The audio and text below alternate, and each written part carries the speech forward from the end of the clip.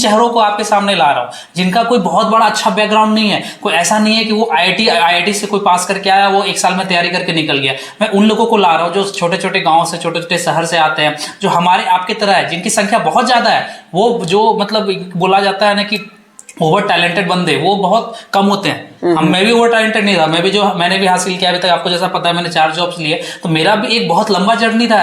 मैं भी 8 सालों तक मैंने तैयारी की, मेरे पास कुछ नहीं था। और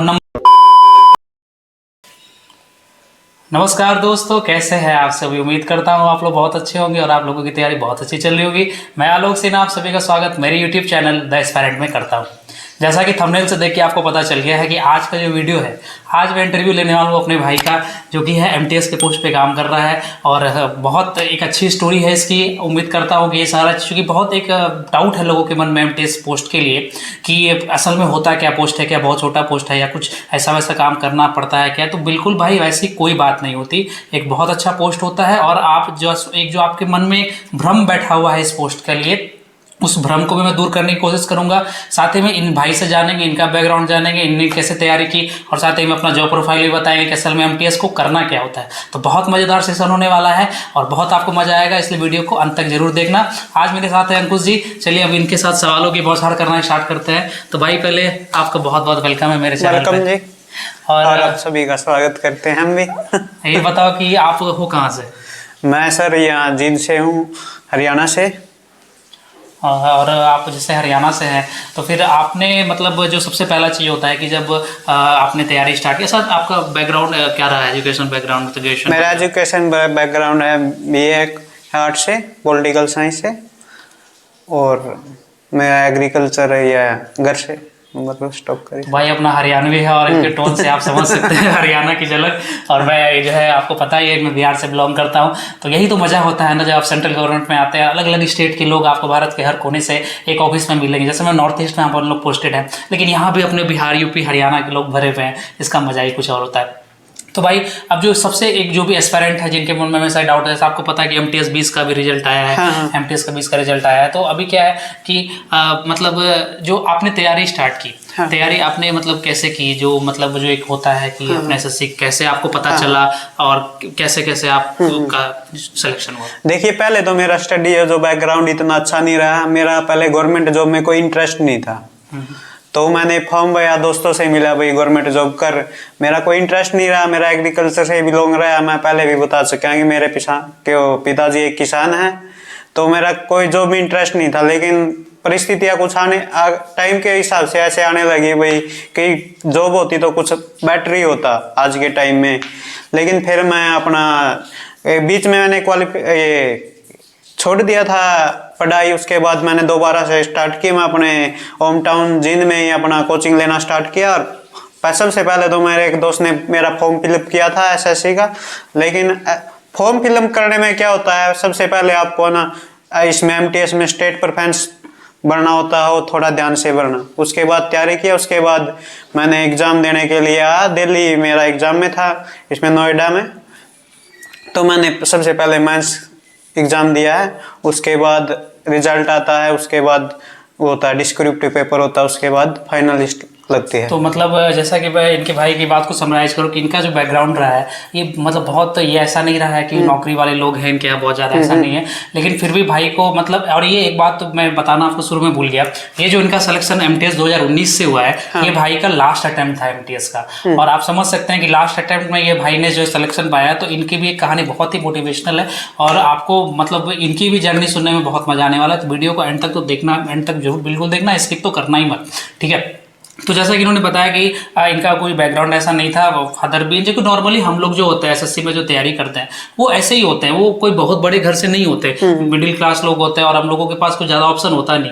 तो ये भाई भी अपना, इसने भी तैयारी की, घर भी बैकग्राउंड बहुत अच्छा नहीं था और बाहर निकल के इन्होंने जो है एमटीएस की तैयारी की और एमटीएस 2019 में जो है इनका सिलेक्शन हुआ है। चलो, और थोड़े से जैसे बहुत सारे लोगों के मन में ये भी रहता है कि आपका जो है जो प्रोसेस होता है, क्योंकि बहुत लोगों को तो अक्सर पता है कि भाई क्या कैसे कैसे एग्जाम होता है। तो मैं थोड़ा सा इनसे भी बात करता हूँ, मैं आपको भी बता देता हूँ कि जो प्रोसेस है एग्जामिनेशन का वो कैसा है। और जब फाइनल रिजल्ट आपका आ जाता है, जैसे अभी एमटीएस 2019-20 वालों का भी जो है फाइनल रिजल्ट आ गया, तो उसके बाद का क्या प्रोसेस होता है, तो मैं चलो इनसे पूछता हूँ।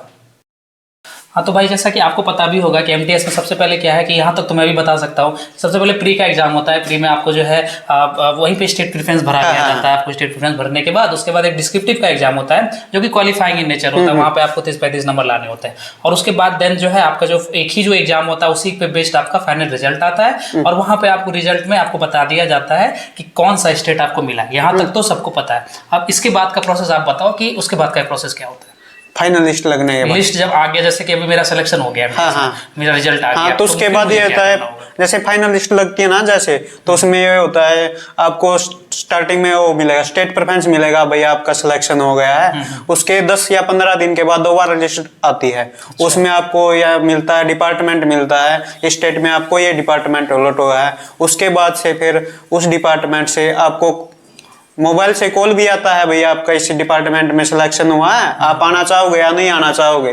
तो बोलते हैं सभी आना चाहोगे, क्यों आज के टाइम में बेरोजगारी इतनी फैला हुआ है, जॉब मिलता नहीं है इतनी जल्दी से।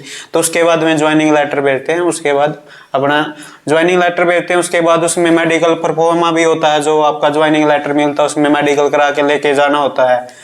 और भी बहुत सारी ये चीज है, करेक्टर सर्टिफिकेट हो, आपको हम अपने गांव के सरपंच से साइन करवा के लेके जाना होता है। उसके बाद जो भी है आपका जिला कलेक्टर से उसका सील वगैरह लगा के उसके बाद उसके फाइनल उसको आप डिपार्टमेंट में आना होता है। उसके बाद आपका वहाँ पे ज्वाइनिंग हो जाती है। अच्छा, मतलब ऐसा है कि आपका जो है एक फॉर्मेट जो भी आपको लेके फॉर्म्स वगैरह भरने होंगे, जो कैरेक्टर मेडिकल वगैरह सब होगा, और उसी के साथ एक ही बार ज्वाइनिंग के टाइम वो ज्वाइनिंग लेटर आता है। कुछ डिपार्टमेंट में ऐसा होता है बाद में देते हैं, लेकिन कुछ डिपार्टमेंट में ऐसा मेरे साथ तो ज्वाइनिंग लेटर के साथ ही सब फॉर्मा अटैच करके आ गया था। उसके मैं सभी अपना क्लियर करके डॉक्यूमेंट आ गया, तो आते ही मेरा उसी टाइम ज्वाइनिंग करवा दिया था। मतलब ये मिनिस्ट्री मिनिस्ट्री कर सकता है, मिनिस्ट्री के हिसाब से भाई का जो हुआ था, इनका ये हुआ था कि भाई इन्होंने मतलब सारा फॉर्म इसको घर पे भेज दिया गया और वहां पे सारा भरवा के प्लेस वगैरह बता दिया गया, आपको यहाँ पर आना है। स्टेट, चूंकि आपको तो स्टेट मिलता है, स्टेट में किस जगह एग्जैक्ट जाना है ये तो आपको पता नहीं होता, तो वो आपको फोन पे बता देंगे कि भाई हमको यहाँ पर आपको प्रॉपर इस शहर में या इस जगह पे आपको आना है और सारे फॉर्म्स वगैरह भरवा के सभी ऑफिस का नाम सभी अटैच होता है और एक डेट होता होगा, एक टाइम, 1 मंथ के बीच में ज्वाइन कर ले।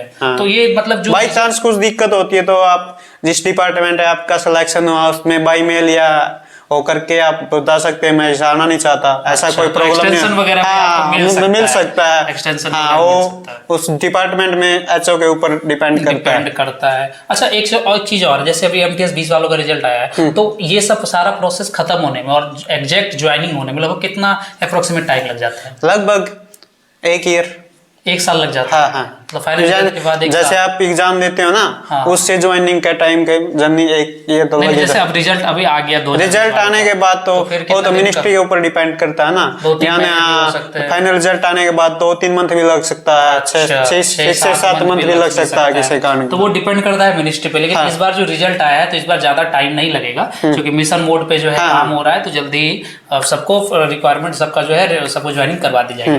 तो चलो यहाँ तक तो अब हो गया कि भाई आप ये आ गए ऑफिस में। जैसा कि मुझे आपको ही पता है कि मैं जेएसवाई से वर्क कर रहा हूँ, ये भाई भी अपनी मिनिस्ट्री में, मॉस्पी में, ministry of statistics and programme implementation में, तो लगभग सारी मिनिस्ट्री की ऐसी ही बात होती है, कुछ अलग नहीं होता, सबका प्रोसेस वही होता है। चलो अब जो सबसे इंपॉर्टेंट सवाल है कि भाई असल में एमटीएस का काम क्या होता है, क्योंकि बहुत सारे लोगों के मन में जो है बहुत दुविधा है इस पोस्ट के लिए कि मतलब चाय वाला काम है या फिर फाइन। नहीं, ऐसा तो कुछ नहीं है, आप बेहतर बता सकते हो। ऐसा कुछ नहीं है। एमटीएस का एक ये मानूंगा मैं बेटर जॉब है, इसमें आपका वर्कलोड इतना ज्यादा नहीं रहता, वर्कलोड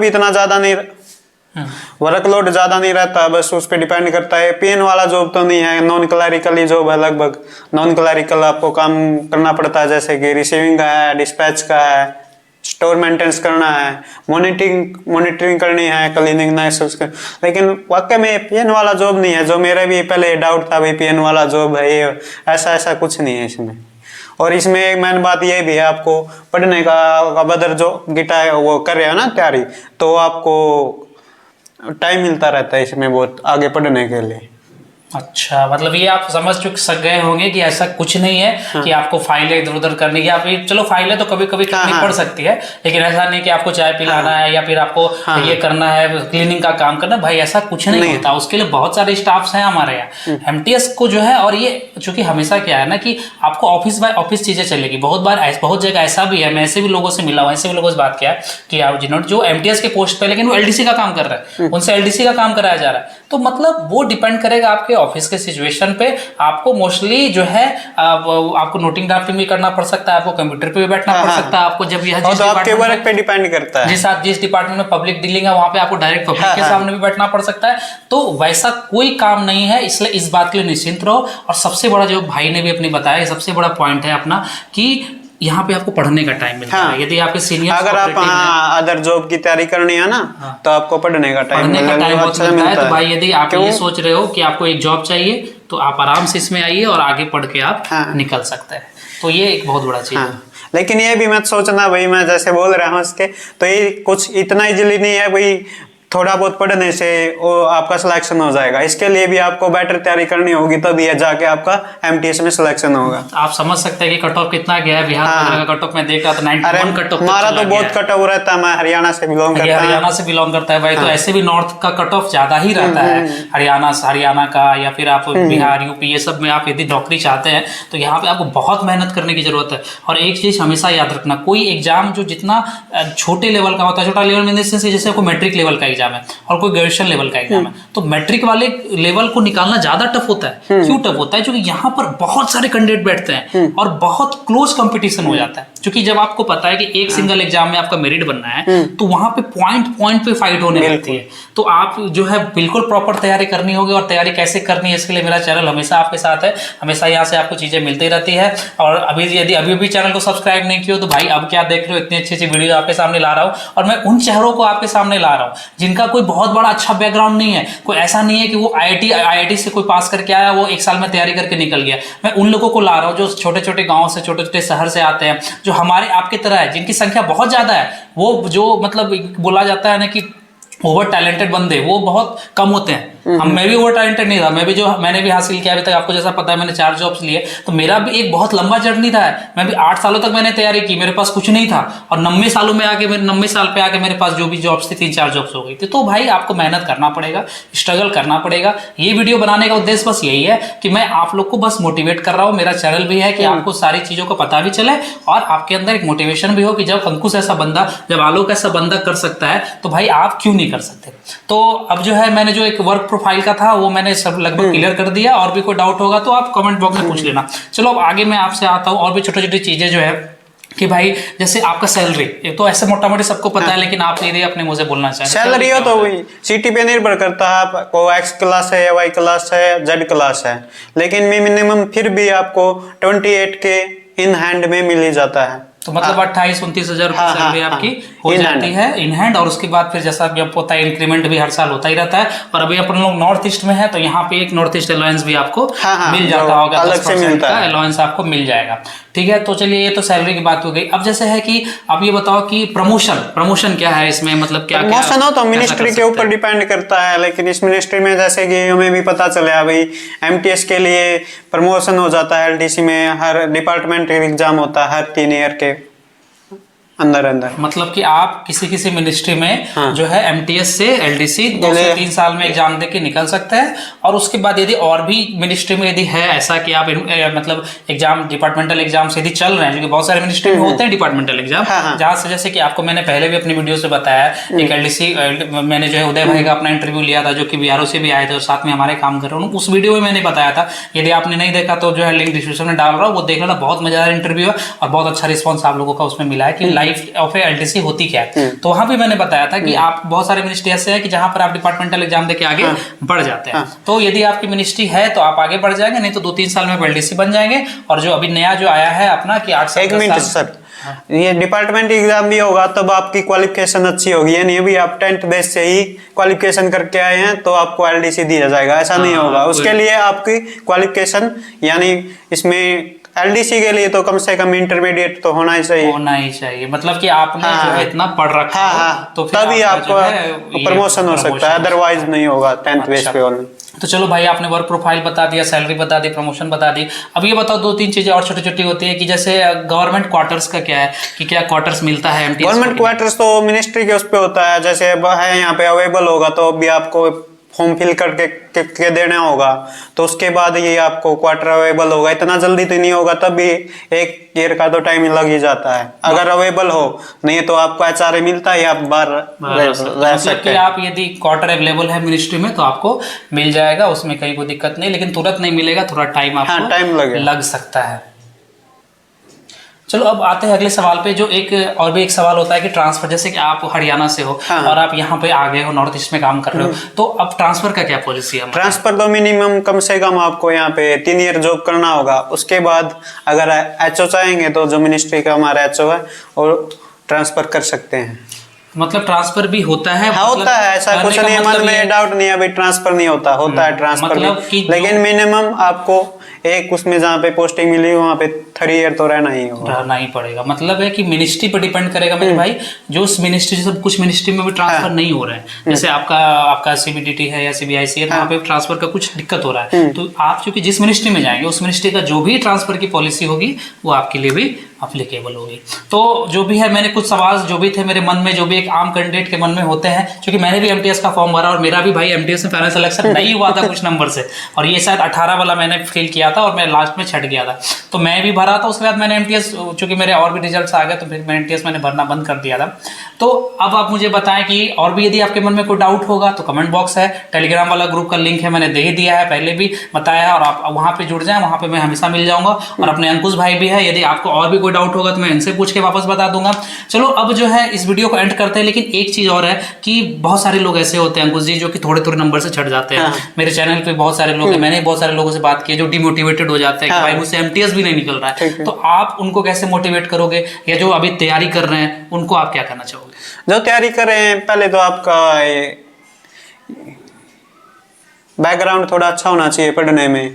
आपको स्टार्टिंग से तैयारी करनी होगी, दोबारा आपने बीच में पढ़ाई छोड़ दिया है तो स्टार्टिंग में जो 10th लेवल पे आता है, ऐसा तो नहीं भाई 10th लेवल का पेपर है तो 10th के भी आएगा, क्यों कंपटीशन बहुत सा है इसमें। आपको लगभग ये है, आप एलडीसी की या सीजीएल की तैयारी करो तब जाके एमटीएस निकलता है, इतना ईजी नहीं है निकालने में, आपको थोड़ा पढ़ना होगा टाइम निकाल के, तभी आप जाके एमटीएस क्लियर कर सकते हैं। मतलब कि आपको कंसिस्टेंटली पढ़ना है। आपको, आपका यदि सिलेक्शन नहीं हो रहा है तो भाई मेरा भी सिलेक्शन नहीं हुआ था, 8 सालों तक मेरा कोई सिलेक्शन नहीं था, कितना ही मैं फाइनल रिजल्ट में छटा हूँ, मेंस में छटा हूँ, प्री में छटा हूँ। तो आप यदि थोड़े थोड़े से छट रहे हैं तो भाई घबराइए नहीं, सबसे पहले डिमोटिवेटेड होने की कोई जरूरत नहीं है। ये आपके सामने जो बंदा खड़ा है, इसने लास्ट अटेम्प्ट पे एमटीएस पास किया है, तो आप समझ सकते हैं कि आपके पास यदि एक भी चांस अवेलेबल है तो आपको वो चीज बिल्कुल देना है, अपना 100% देना है, सही तरीके से पढ़ाई करनी है, और आप सही तरीके से यदि पढ़ाई करेंगे और अपना 100% देंगे, किसी भी एग्जाम को आप यदि फेस करें तो हमेशा एक सवाल जरूर मन में पूछें कि ये सवाल, ये जो एग्जाम था, यदि मैं फेल भी कर गया हूं तो क्या मैंने 100% दिया था क्या? यदि आपका सवाल आता है कि हाँ मैंने 100% दिया, ऐसा तो कुछ नहीं है।